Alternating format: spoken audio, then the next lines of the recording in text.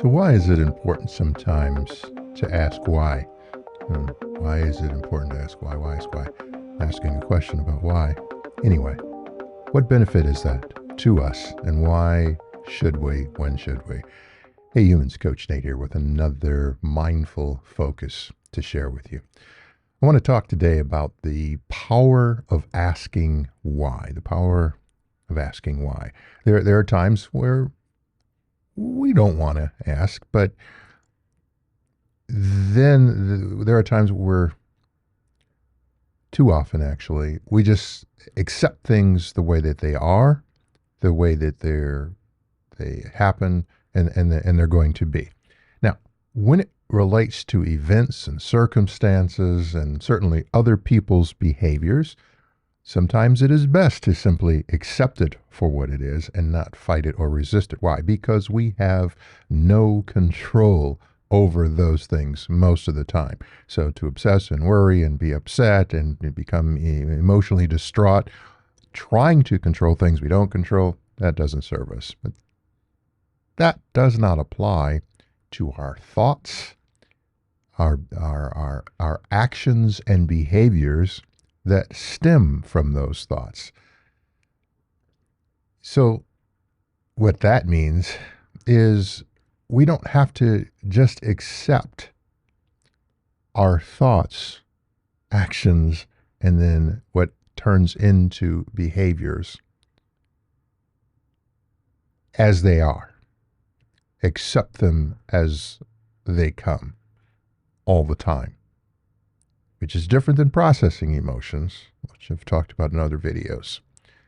The question is, are we doomed then to say and think and repeat the same behaviors over and over and over again, even if we don't like it? Are we just to lay there and take it as it comes, having, again, no control over our thoughts and behaviors? Well, in terms of the how to let go, live now, when, the definitive answer on that is hardly no. Why? I'm glad you asked. What if, when we had a thought, we asked ourselves why we thought that thought? What is it that caused us to have that thought and the emotion around that thought? That's really what I'm talking about, is the emotion.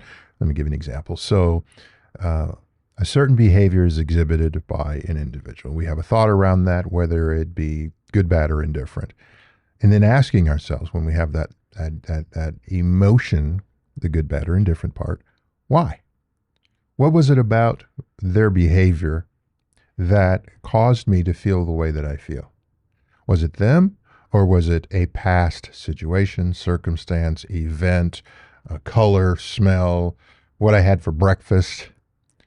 We can be into autopilot in our subconscious and just move along and have these thoughts and emotions from different things that occur just slap us all over the place. And then we wonder why, after allowing that to go on for an extended period of time, while we're drained. There was a recent study I read where the brain can use somewhere around 30 to 40% of our energy. Wow. I mean, flight of stairs, running a mile, just allowing all of that stuff to circulate around in there. On, I don't want to say autopilot, because it's some sort of a crazy, it's not safe for our mental health and well-being.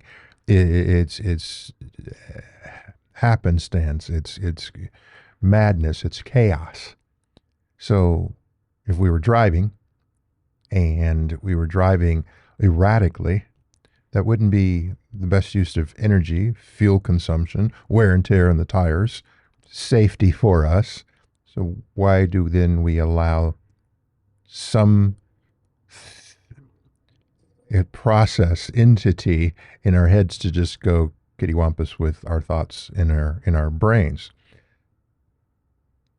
So, what if when we had that emotion around that thought and we asked ourselves why, we unpacked why we feel a certain way? Why do I feel that way about that? Well, I remember as a kid, fell off my bike, scraped my knee. I remember as a kid being over a relative's house and a fight broke out. I remember being in school as a kid and somebody used that word and it really. So if we're tying today's behaviors to yesterday's trauma and that is causing us to feel the way that we feel today, but it doesn't necessarily relate to the event, action, or person in today, and we have a chance to separate those two and deal with and address the why, to work to heal from that past trauma, big T or little t, to process those emotions that we may not have, we may have suppressed, ignored, pushed down, to allow us then to not be triggered by it occurring today and then taking that trigger to the next step of this person is against me. This person has it out for me. This person did that on purpose. They may have no idea.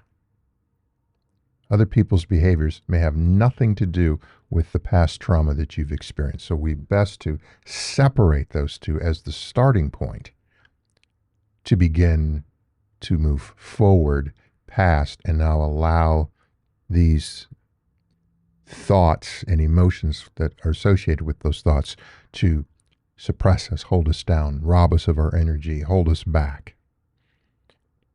And then when we look at it from that lens and we examine our behaviors, how am I now responding?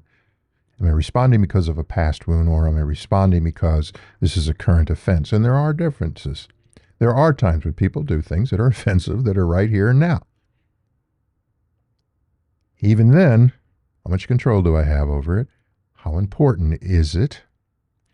How does that impact my life? Really, not conceptually, not superficially. And by putting all of that under the spotlight, then we move out of this autopilot, just allowing our emotions to drive, and we then can challenge those thoughts and emotions, which helps us then address our own behaviors, actions, and retain energy to help us manage through this thing called Earth School. We are going to face challenges. As I've said that repeatedly. We're going to face mountains that need to be climbed and unexpected storms. Those types of things are going to occur that are going to cause us to have to react to them. We need energy in order to be able to do that. It's best to have a reserve of energy when those types of things occur. If we have been on autopilot and we've been bantered about and we've then depleted our energy store, when those things occur, they can tend to push us over the edge. So when we're asking why is this important to me? And is it really? Banish it.